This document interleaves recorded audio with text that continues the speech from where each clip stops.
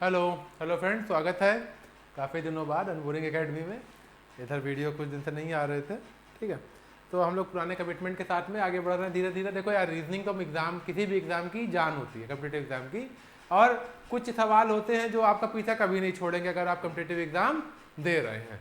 तो उसी तरीके के क्वेश्चंस को हम लोग लगातार हल कर रहे हैं, ताकि आज नहीं तो कल जब सरकार जो है आपके लिए रास्ता खोले, परीक्षा ले, तो आपके लिए आप तैयार रहें। आप अपने बारी में जो है, जो आपकी बारी आए तो आप तैयार रहें। कुछ लोग जो है इसलिए पिछड़ जाएंगे, इसलिए वो कहीं के नहीं रहेंगे क्योंकि उन्होंने उम्मीद छोड़ दी है, तैयारी करने के प्रोसेस पे, विश्वास पे जो है वो खो दिया है अपना। लेकिन हम लोग विश्वास खोने वालों में से नहीं है। यदि अंग्रेजी वर्णमाला के विपरीत क्रम में लिख दिया जाए तो दाएं से तीसरे अक्षर के बाएं 13वां अक्षर कौन सा होगा? ठीक है, ठीक है। बहुत बेसिक सा क्वेश्चन है। इस तरीके के तमाम क्वेश्चन हम लोग कर चुके हैं, ठीक है। आओ वर्णमाला एक बार जो है कैसा करते हैं, लिख के देख लेते हैं। ए बी सी डी, या तो ऐसा करते हैं कि कुछ मेरे पास पहले से लिखा हुआ वर्णमाला है, या तो उसको हम लोग खोल लेंगे, ठीक है। वर्णमाला जो है, क्योंकि क्या है, जैसे मैंने एग्जाम में आपको पहले भी इस बात को कहा है कि जो ABCD वाला हिसाब किताब है ना, ABCD वाला हिसाब किताब है, उसको आप जो है जब एग्जाम में पहले से ही नोट करके रख लीजिए, ठीक है। क्योंकि यहाँ पे, ठीक है, जैसे ABCD के ऊपर कोई क्वेश्चन आने ही है कि B के आगे कौन सा है, C के आगे कौन सा है, P के आगे कौन सा है। यार देखो, सबको सब कुछ पता होता है, ठीक है, लेकिन उसके बाद भी ये लोग एग्जाम में पूछते रहते हैं, ठीक है। तो चलो भाई, कोई बात नहीं, पूछ लेने दो, ठीक है। इनका काम है पूछना, हमारा काम है जवाब देना। तो इस तरीके से आप अपनी कॉपी में, जब एग्जाम की कॉपी आपको मिले तो रफ पन्ना पीछे के लिए होता है, उसमें आप इस तरीके से लिख लेना, A से Z तक लिखना, और उसके नीचे 1 2 3 4 5 6 इस तरीके से कहानी लिख डालना, ठीक है। फायदा देगा, ठीक है, बहुत फायदा देगा।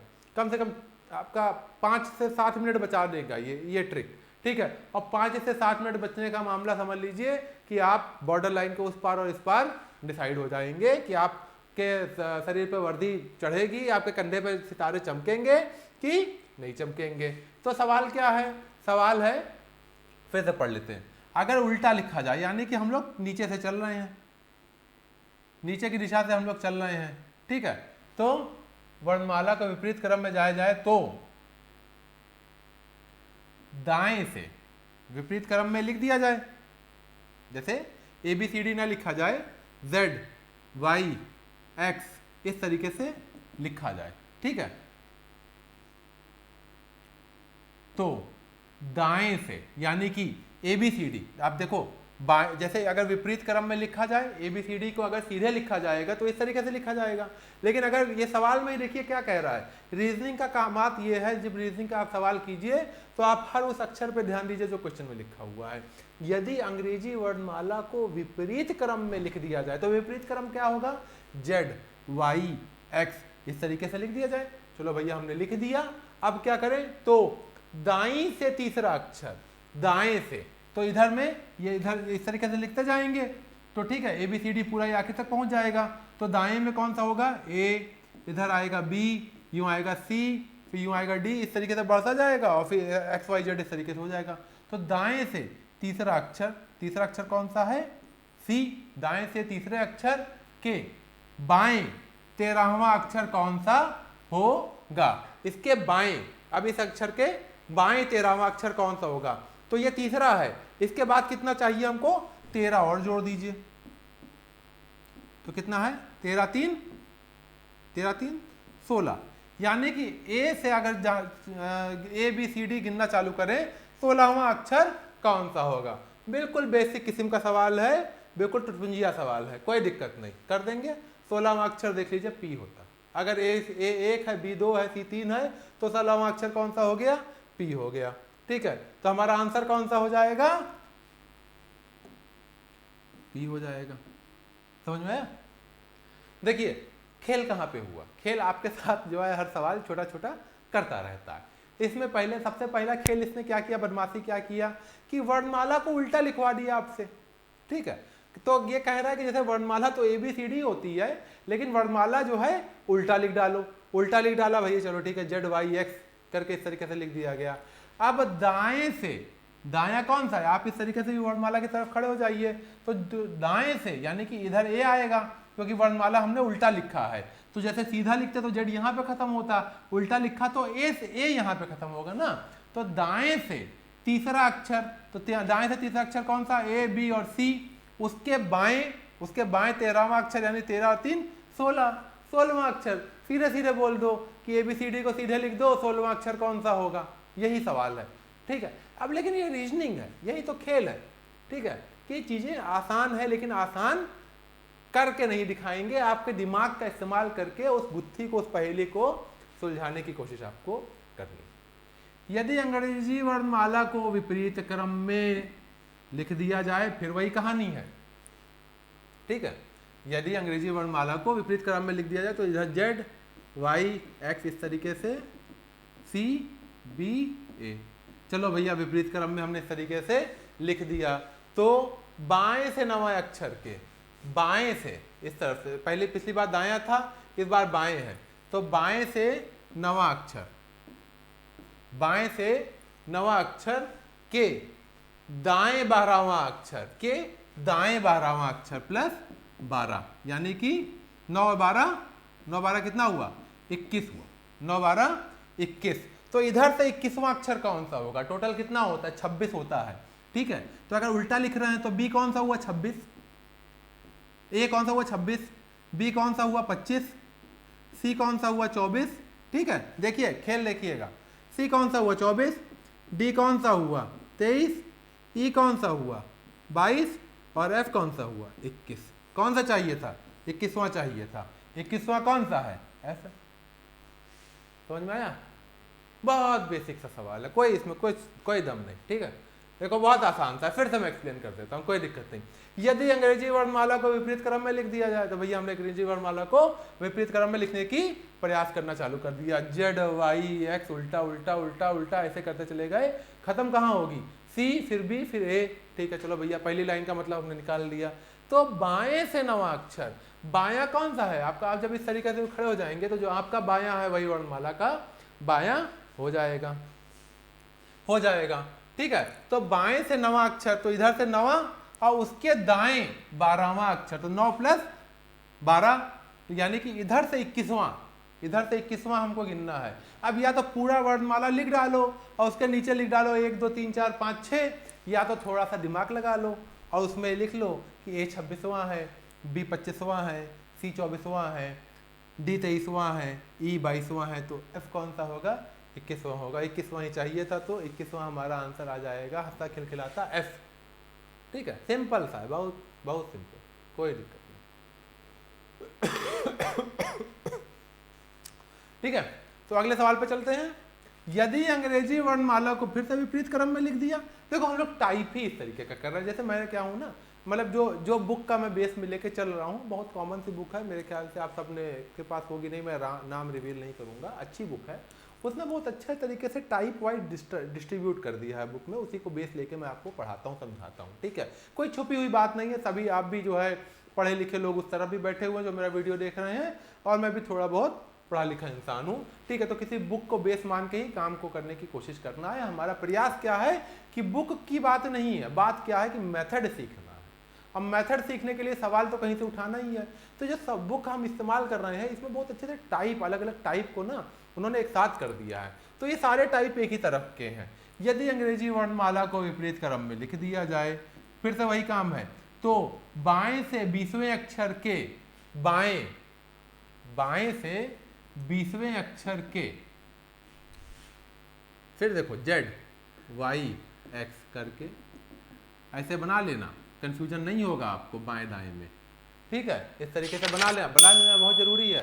जैसे पूरा पश्चिम का सवाल होता है, सबसे पहले पूरा पश्चिम जो है खींच लो कॉपी पे, आप कभी कंफ्यूज नहीं होगी। दिमाग में मत सोचना, कॉपी पे लिख देना, नहीं तो दिमाग में तो आप सोच रहे हो 2 + 2 हम 4 लिख रहे हैं, लेकिन जब लिख रहे होगे तो 5 लिख रहे होगे। लिख के दे दो, प्रेशर में आदमी ऐसा काम करता है। ठीक है, तो जेड वाई एस लिख दिया और सी बी ए लिख दिया। अब देखो सी बी सी लिख दिया था मैंने, मेरे दिमाग में तो मैंने ए लिखा है, लेकिन लिखा हुआ है सी, तो दिमाग क्या है, धोखा देने की मशीन है।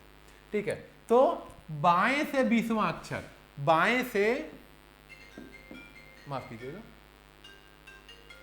ठीक है, बाएं से 20वां अक्षर के बाएं 11वां अक्षर के, अब ये अक्षर का इसका बायां कौन सा, इसका बायां हमको फिर इधर चलना पड़ेगा, 11वां अक्षर, तो 20 माइनस 11 इज इक्वल टू कितना आ गया, 9 आ गया। कितना आ गया, 9 आ गया। अब उल्टे में देख लो, z है 1, y है 2, x है 3, इस तरीके से उल्टा चलते जाओ, 9 अक्षर कौन सा आएगा, आओ देख लेते हैं। z है 1, y है 2, x है 3, ये 4, ये 5, ये 6, ये 7, ये 8, ये 9। r जो है 18वां अक्षर जो है हमारा सीधे सीधे पे, वही उल्टा जो है इधर से 9 आएगा। ठीक है, तो हमारा आंसर क्या आ गया, r आ गया। समझे, आसान है ना। ठीक है, बहुत बेसिक से सवाल है, इसमें कोई बहुत ज़्यादा माथा मारी की आवश्यकता नहीं है, सिंपल सिंपल से छोटे छोटे से क्यूट क्यूट से सवाल है, लेकिन आते हैं एग्जाम में, इसी तरीके का सवाल आ रहा है, क्या किया जा सकता है। ठीक है, which letter is 9th to the left of 24th letter from the left. सुनने में बड़ा ही फैंसी सा सवाल लग रहा है, फैंसी उतना है नहीं। चलो डिकोड कर देते हैं, आइए फटाक से डिकोड कर देते हैं आपके लिए। क्या है, विच लेटर बाएं से 24वें अक्षर, बाएं से 24वें अक्षर के बाएं 9वां अक्षर कौन सा। अब इसका, अब यहां तक 24वें पे पहुंच गए, इसका वापस कौन सा 9वां अक्षर कौन सा होगा, इसका बायां। अब ये आदमी यूं खड़ा है, इसका बायां तो इसी तरफ जाएगा ना, क्योंकि हम सबका मुंह इस बोर्ड के अंदर में देख रहा है, इसी तरफ में। कभी भी दायां बायां देखना, तो जैसे आपकी कॉपी यूं आप देख रहे हो, यूं अपने सामने कॉपी रख लीजिए। ठीक है, तो इस कॉपी पे जो आपका दायां है वही एग्जामिनर का भी दायां है। ठीक, और जो आपका बायां है वही एग्जामिनर का भी बायां है, उल्टा मत कर देना। यही ट्रिक है, यही खेल है, यहीं पे आप कंफ्यूज हो जाओगे, नहीं तो परेशान हो जाएंगे। इसी में बस इतना ही समझने की आवश्यकता है इसमें। अब इसमें 24वां चल गए, बाएं 9वां अक्षर वापस आ गए 9, तो 24 माइनस 9 इज इक्वल टू 24 में से 9 गए तो कितना आ गया, 15 आ गया। 15वां अक्षर कौन सा होता है, 15वां अक्षर देख लीजिए कौन सा होता है भाई, 15वां अक्षर होता है ओ। तो हमारा आंसर हो जाएगा क्या, आंसर हो जाएगा ओ। आंसर क्या हो जाएगा, ओ हो जाएगा। बहुत सिंपल सा है, बेसिक सा सवाल है, कुछ था ही नहीं इसमें तो। ठीक है, आइए देखते हैं अगले सवाल को। सारे सवाल इंपॉर्टेंट है, एग्जाम में आए हुए हैं, या तो एग्जाम में आने के लिए आतुरता से जो है रुके हुए हैं, बैठे हुए हैं कि हमको फटाक से एग्जाम में पूछ लिया जाए, इंतजार कर रहे हैं अपनी बारी का। क्योंकि ये सारे क्वेश्चन जो है अच्छे क्वेश्चन में से गिनती होती है, ना एग्जाम में बहुत ज़्यादा डिफिकल्ट पूछा जाता है, ना एग्जाम में बहुत ज़्यादा आसान पूछा जाता है। सिर्फ 15 से 20% सवाल ऐसे होते हैं जो बहुत डिफिकल्ट होते हैं, जिसको करने की आवश्यकता ही नहीं है उतना ज़्यादा। अगर आप नहीं भी करेंगे तब भी आपका काम हो जाने की चाहत है, मतलब हो जाएगा, उसमें कोई दिक्कत की बात नहीं है। चलिए देखते हैं। तो दाएं से, अब दायां किधर है, जैसे ये आप कॉपी, ये मेरी कॉपी है, मैं यूं खड़ा हुआ है, तो मेरा दायां ये इस तरफ हुआ, तो मैं ABCD यूं लिखूंगा, ABCXYZ। ठीक है, तो मेरा दायां कौन सा हुआ, दायां हुआ ये राइट, क्योंकि मैं देख रहा हूं ना इस तरफ कॉपी में, तो मेरा दायां इस तरीके से शुरू होगा। दाएं से 24वां अक्षर के